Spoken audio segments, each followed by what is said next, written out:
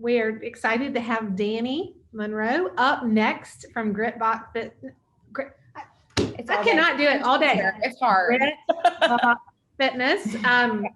Lauren and I had hoped we could get to you and like actually do a class. I know we really wanted to get it. We couldn't make it work, but we are so excited to have you today and to hear a little bit of your story and how you got to where you are now. Yeah. So can you maybe just start and just share with us a little bit of your background?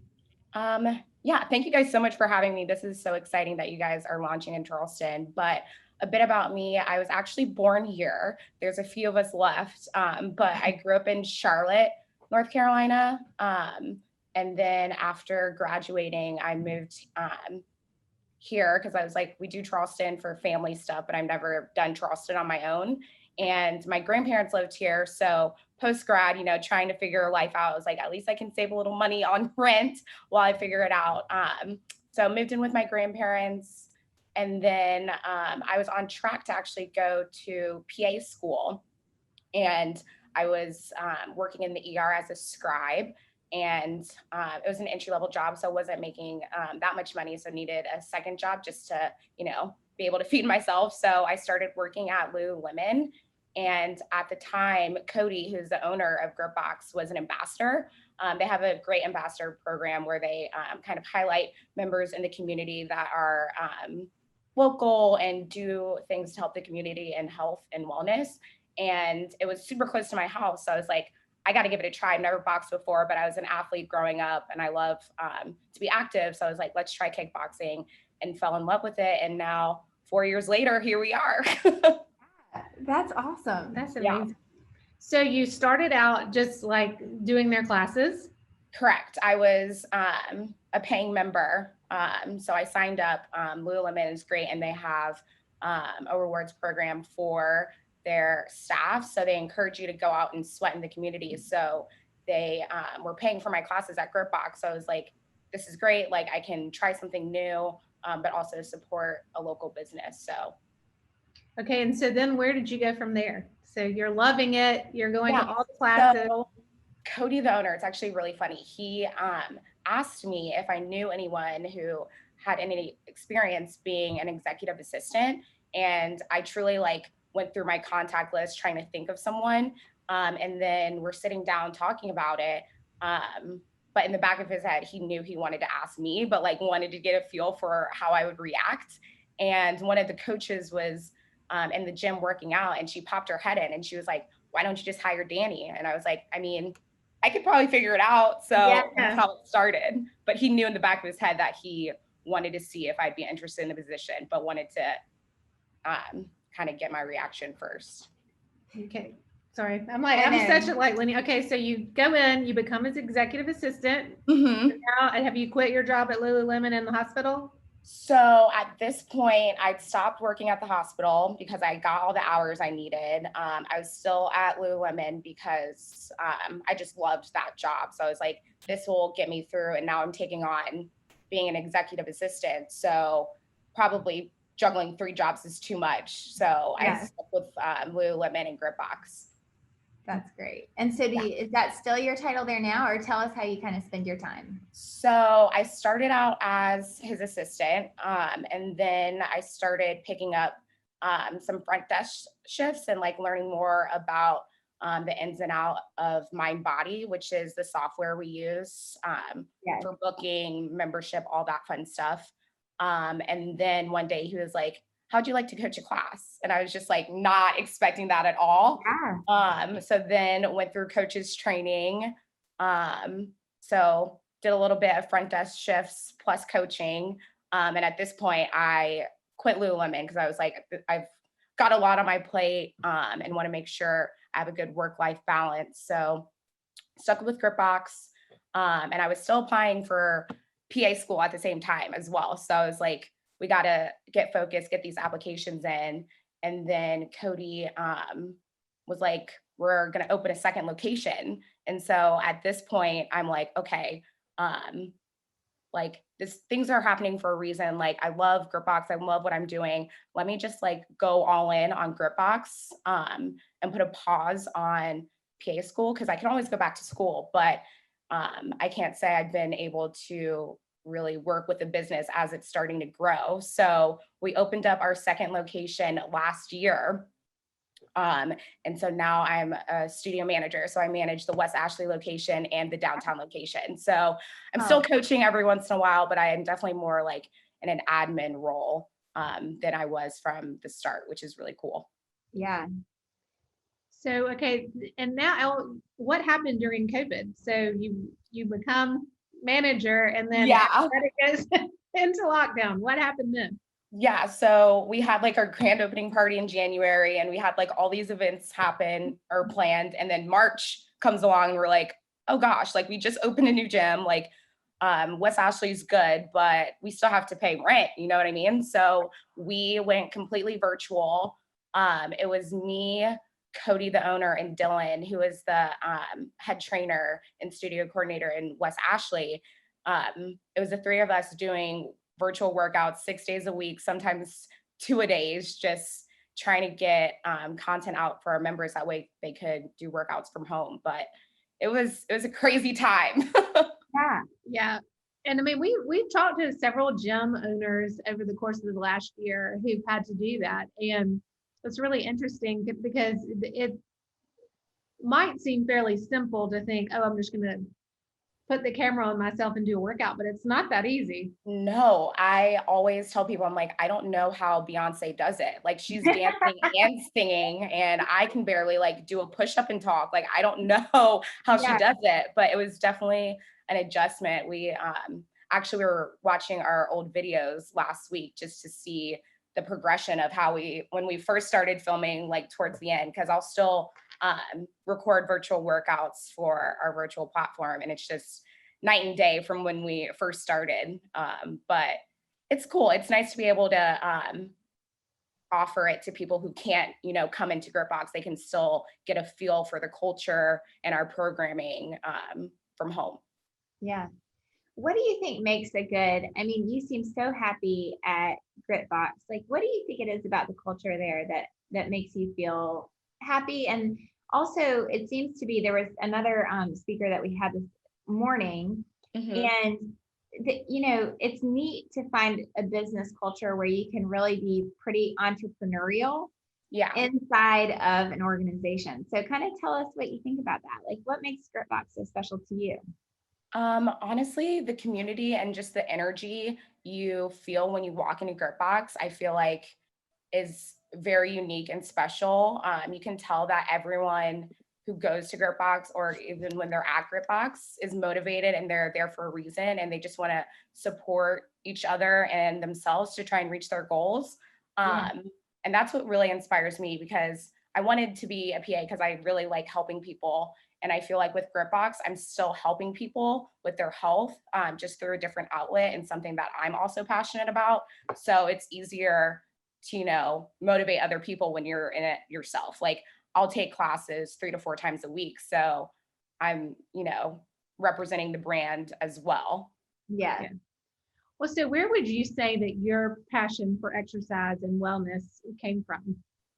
So my parents had me in sports from a very young age. So I grew up playing basketball, soccer, softball, volleyball. So I've always been into fitness in that regard. Like, I am very competitive. And I just like the social aspect as well, like having a team and being around other people. I'm definitely an extrovert. So being able to be around people definitely kept me in the fitness. And then once I learned about GritBox, I was like, oh, this is like a community as well. Like, I can be social and I don't have to sit all day. Like, I like that I am on my feet a lot. Like, it's just a good balance for me. Is GritBox the kind of place that somebody can come if they are just getting started on their health journey?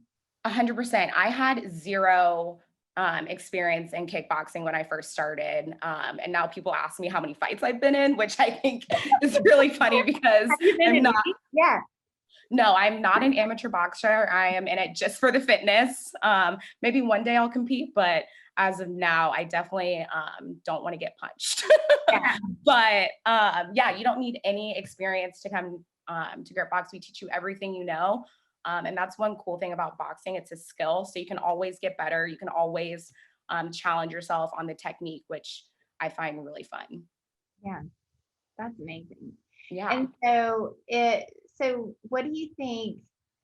I had another question about, so you're on your journey, your new health journey, you come to GritBox and you keep talking about the community component of it. How is that built? Like, how do you think that's created? So everyone on our team is really great, and we'll spend the time to actually talk to members before a class. Like, it's not an autopilot situation where you come in, work out, and then leave. Like, people will come in early just to like catch up with a friend that they're meeting to work out, or they've made a friend because they go to the 6 a.m. classes. So they recognize a familiar face. So we spend that time to actually connect with people before class, during class, and after class. And before COVID, we would do a lot of events. One thing that actually came big through COVID is we do a boxing and brews Sunday fun day class. So we've partnered with Island Coastal Lager as well as Palmetto Brewery. And one Sunday a month, we do like an outdoor workout. So 45 minutes of boxing and strength, and then followed by like a refreshing beverage after. So people have gotten to know each other through that as well, which is really cool.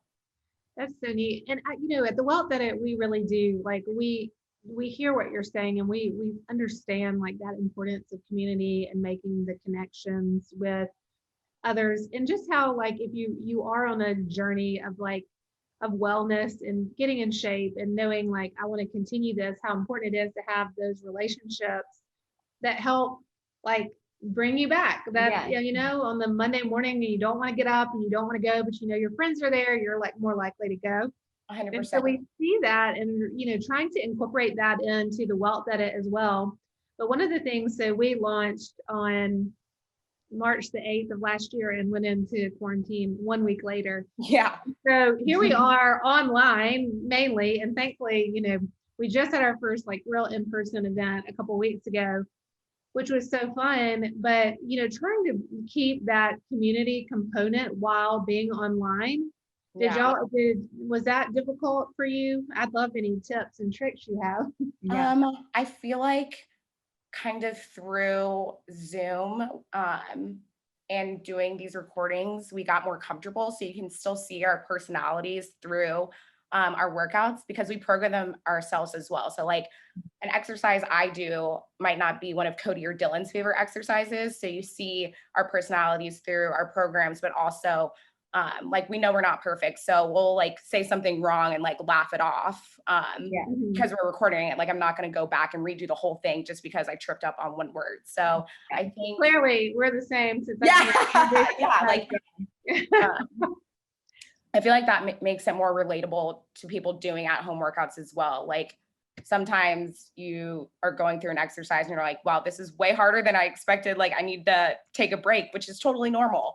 But also I feel like through our Instagram accounts, like we would post to our stories and just organic posts as well. That way the community could still see what we were doing and feel like they were with us the whole time, even though they weren't actually in the studio.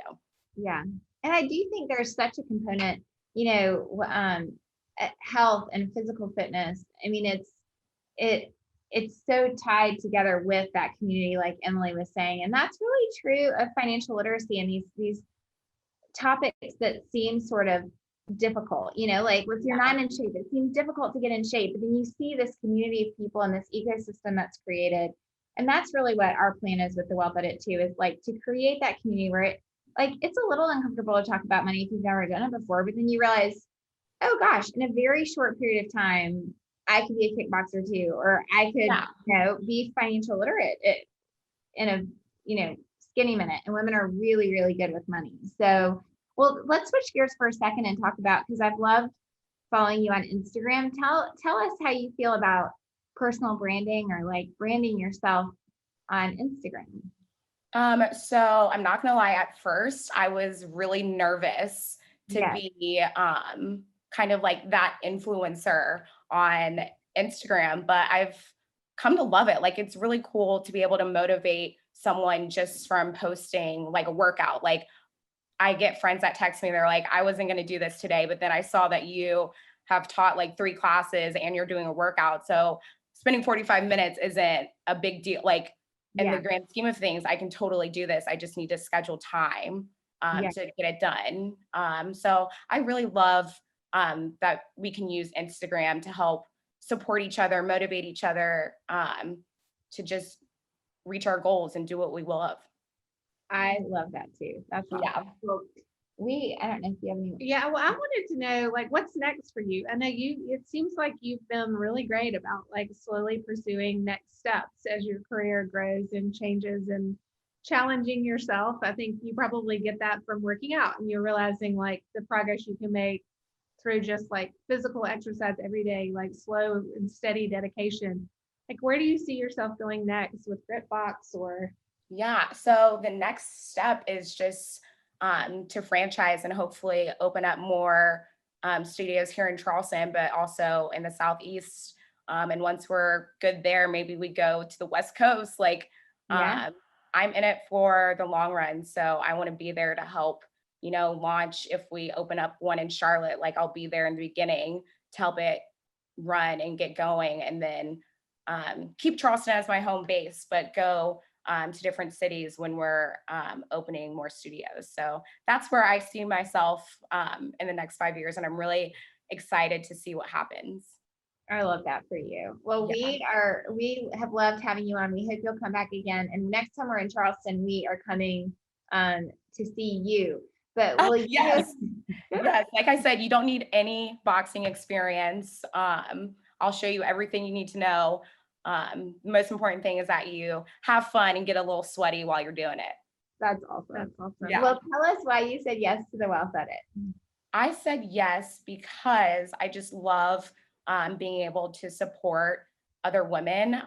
Like you guys are saying earlier, like sometimes it's uncomfortable or awkward to have those conversations, but you don't know until you talk about it. So That's great.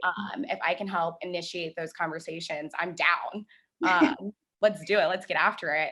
That way, as a community, women can continue to be leaders and do things that they thought they couldn't do. But once hearing it from someone else, they're like, oh, I can easily see myself doing that. So we think that as all of these women today have shared their stories, that there might be someone that can relate to a little part of it and be like, I can do this too. I mean, exactly. Really, and it's so true too. So anything to do with wealth or learning about wealth, it's probably just like fitness. But we always say it's like going off the diving board for the first time. It's just it looks like, oh my gosh, this is the scariest thing, and then you realize it's actually kind of fun.